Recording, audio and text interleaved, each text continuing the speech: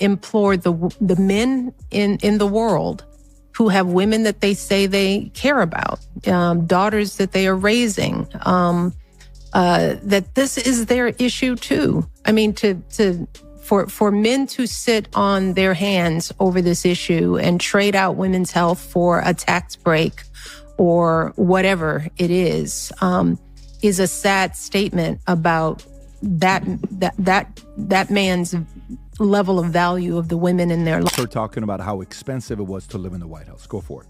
It's expensive to live in the White House. Yeah. As many people don't know. Sure. I mean, much is not covered.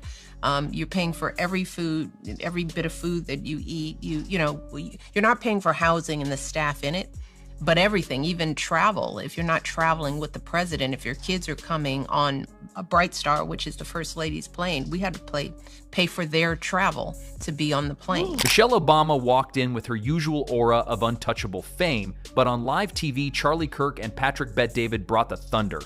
With sharp wit and cold facts, they tore through the polished image and exposed the contradictions hiding behind the smiles and speeches. It was not a debate. It was a full-blown reality check. The moment was loud, unapologetic, and impossible to ignore. By the time they were done, even her fan base had to blink twice.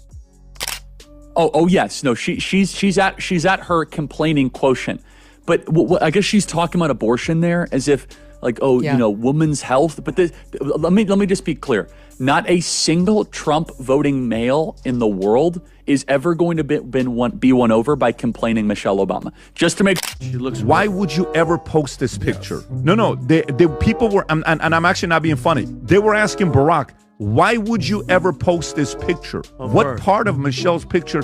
Barack looks great. That is not a. Can you close up on her, Rob? Actually, don't. But can you zoom out a little bit? Not for bad reasons. It's just she doesn't look good in that picture. Yeah. Sometimes you don't look good. So guess what you do when sometimes you don't look good? You ask and you say, hey, babe, you okay if I post this picture? No, use this one. Charlie Kirk kicked it off with the precision of a man who's been waiting for this roast since the first time he heard the phrase, becoming. You could tell he didn't even break a sweat. He went straight for the ideological jugular, the kind of commentary that doesn't even need to raise its voice. He simply laid out the record and let it implode under its bloated self-importance. Push through it. And one side note on Michelle Obama, can we just note how overrated she is? And like all the hype around Michelle Obama, she's going to run for office. And she's just, I don't want to get into the aesthetics of all of it, but the presentation of her podcast is terrible. I've never been in the Michelle Obama's running for president campaign. Let me ask you a question. I don't get it. Let me ask you a question. How much of becoming a president on the Democratic side, hear me out, how much of being a president on the Democratic side do you think is you getting picked or you saying, I'm going to be a president? You know what I'm saying? Yeah. Okay, how much of it do you think is the first one? If you're enjoying this video, please make sure to subscribe the channel and hit the bell icon. Michelle Obama, he said, was less of a former first lady and more of a full-time influencer with a part-time commitment to accountability. Somewhere between the Netflix deals and the book tours, she forgot that Americans remember things, like real things, not just camera angles and filtered empowerment speeches. So recently, I have mourned the dimming of that hope, and maybe you've experienced the same feelings, that deep pit in my stomach, a palpable sense of dread about the future. It's so dark. And now she's saying, now I have hope because of Kamala Harris. The apocalyptic undertones of the Democrat Party is dramatic. This is their identity. This is their purpose. Charlie's signature move is that he never punches up or down. He just punches where the nonsense lives.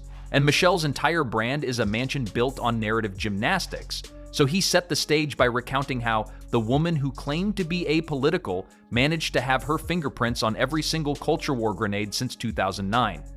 If all of a sudden the Dems did flip in August and they put a Newsom, Michelle combination, do you know what mainstream media would do with that? CNN, what Jimmy Fallon, Colbert, all these podcasts, the Oprah Winfrey, the NBA, LeBron. Forget it. Do you know what Taylor Swift, do you know what these guys would be doing?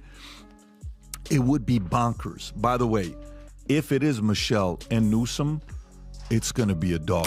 It's as if she's allergic to the idea of subtlety. She could write a children's book about vegetables and still find a way to sneak in a jab about voter suppression. Kirk made that clear. This wasn't about disagreeing with her policies. It was about exposing the calculated performance art masquerading as genuine concern. Then came the fun part. Charlie took apart her carefully curated persona like it was a mismatched IKEA bookshelf. The public image of Michelle is all about relatability. She's the former first lady who dances, wears sneakers, and shows up on cooking shows. But Charlie pointed out the painfully obvious contradiction in trying to be both Oprah and a revolutionary.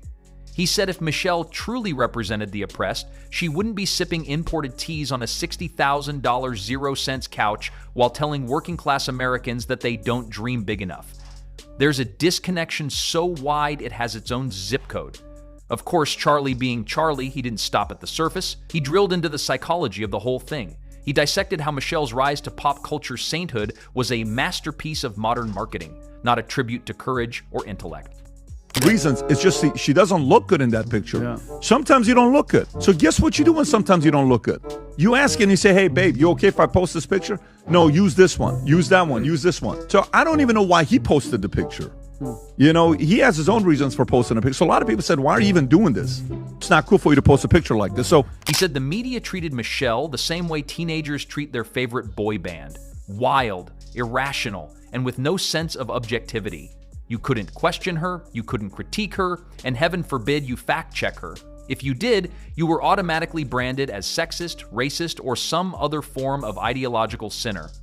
Charlie didn't just roast Michelle, he practically served her brand on a spit with a side of elite hypocrisy. Her memoir wasn't a glimpse into her soul. It was a focus-tested, consultant-approved product meant to stir emotion without inviting scrutiny. Kirk said she wasn't relatable, she was rehearsed. There's a big difference between a role model and a role player, and Michelle fell firmly in the latter. According to him, every tearful interview, every soundbite about struggle, every passive-aggressive swipe at America's character, it was all carefully engineered. And just when you thought he was done, he dropped the hammer. He brought up her infamous assertion that she wasn't proud of her country until a certain political moment. Kirk unpacked that statement like a bomb technician. All the time and she's complaining. Right, again, I'm not trying to look in people's looks. That's not what I'm doing. I'm just saying the whole aura of it, to use a Gen Z term, is terrible. It's negative. It's just kind of her lamenting. And then she's obviously there's problems with her daughters and all that. I don't want to get into that. But we built up on the right. Michelle Obama is going to be the hardest person ever to run against. And her book sold so many copies. And because what kind of person rises to the highest echelons of power, reaps the benefits of every freedom the nation offers, and still finds it morally satisfying to shame the very system that made it possible? He pointed out that Michelle's America is a hologram, an imagined dystopia that somehow never affects her private jet schedule. When Patrick Bet-David took the stage, the vibe shifted entirely. Patrick is not so much a political sniper as he is a cultural demolition crew, and he wasted no time tearing through the glitzy packaging of Michelle's image like a contractor spotting a termite infestation in a Beverly Hills mansion. Where Charlie Kirk was surgical, Patrick was cinematic. You could practically hear the popcorn popping in the background as he set the mood with a smirk and a shrug, as if to say, you all already know, but let's just say it out loud anyway. Patrick's signature move is the strategic pause. He sets the trap with a casual tone, lulls you into thinking he's just making an observation, then boom, he hits with a punchline so devastating it echoes in the political rafters. He started by asking why the media continues to treat Michelle like she's untouchable. Then he proceeded to touch every single sacred cow grazing in her rhetorical field. He pointed out that Michelle doesn't talk like someone who wants to inspire Americans. She talks like someone who wants to guilt trip them into submission. Force. I mean, look, first of all, just like the embedded kind of just implied chauvinism that all of our relationships in the Trump world are like we tell our wives exactly what to do. It's like, okay, no, we all have agency, okay? Secondly, yeah. I just have to comment on this. She's really lost a step. Just embedded in her language is like, she's really He mocked the idea that Michelle Obama is somehow the moral conscience of the nation. According to Patrick, if your version of morality involves wagging your finger at millions of citizens while cashing checks from the corporations you claim to oppose, maybe you're not the lighthouse of virtue you think you are. He questioned how someone could spend a decade in the White House, surrounded by power and influence, and still walk away claiming victimhood. He imitated her dramatic pauses, the furrowed brows, the performative concern. It was the kind of roast that doesn't even need jokes. The absurdity sells itself. He said listening to Michelle talk about the struggle was like watching a billionaire complain about ATM fees. It doesn't land. It doesn't resonate. It doesn't even make sense. But the media claps anyway, because challenging Michelle is like challenging gravity. It's not allowed in polite society. And more energy and more intensity. It's like this Michelle Obama just looks broken. And she's kind of doing the wine mom thing, and she's just kind of like, I'm just kind of meandering through life. Anyway, I'm not upset about populated it. Populated like every 30 seconds with, what about me? No one asks about me. Totally, exactly. Or and Megan, I know you'll take this in good stride, but she's like, we black women need to complain more. Yeah, that's the problem. Patrick then zeroed in on the strange obsession the establishment has with turning Michelle into the second coming of political royalty. He said it's less about her achievements and more about manufacturing a narrative that fits a pre-written script. In other words, Michelle Obama isn't admired, she's projected. People don't see her. They see what they want her to represent, and that makes her the perfect mascot for a movement that thrives on illusion, like a TED Talk on empathy, written by a PR firm. There's no real intellectual rigor, just buzzwords meant to evoke applause. And the sad part is that millions lap it up like it's gospel. But Patrick challenged the audience to go deeper. He said if you look beyond the applause lines, you'll find a woman who never truly risked anything. Not her status, not her income, not her comfort. All she ever gambled was other people's trust.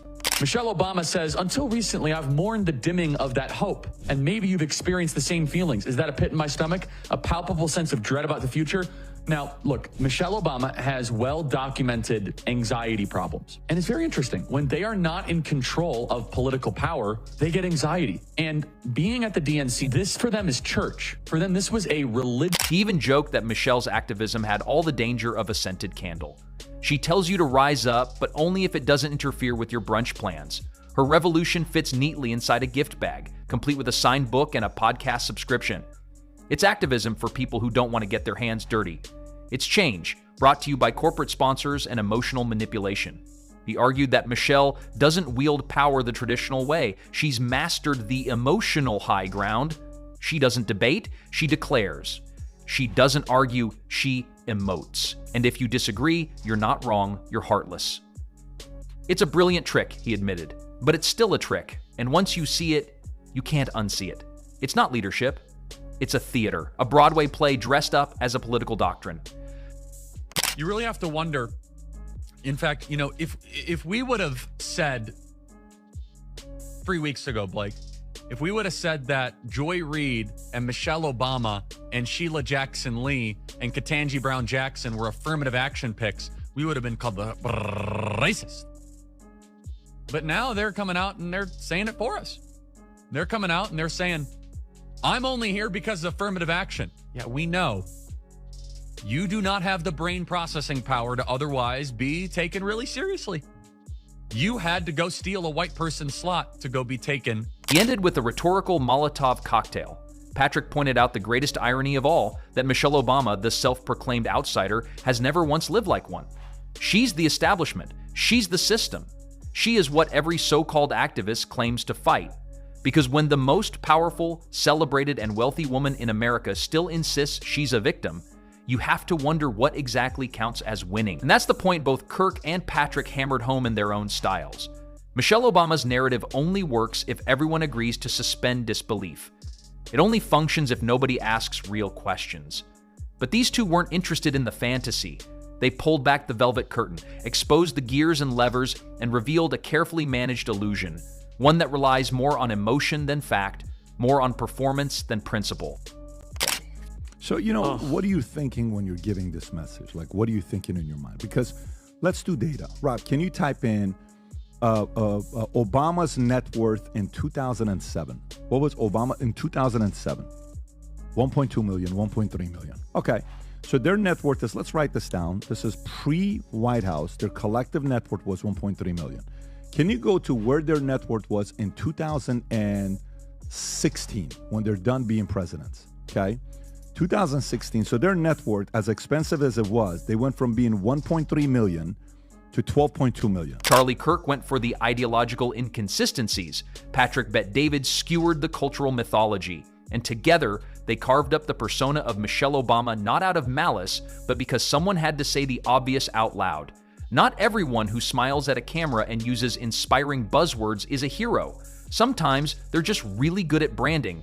And when the applause fades and the cameras shut off, what's left is the uncomfortable truth that maybe, just maybe, we've all been sold a story far more polished than it is real.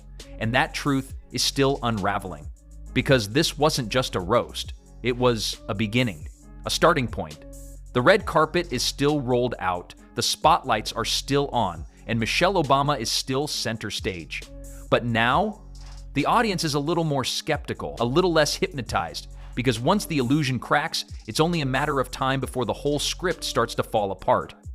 And just when you thought the curtain had dropped, Patrick leaned back and threw in one more grenade. He questioned why Michelle, if so committed to helping the downtrodden, always seems to pop up in the wealthiest zip codes, behind velvet ropes delivering pre-packaged wisdom to rooms full of elites nodding like bobbleheads.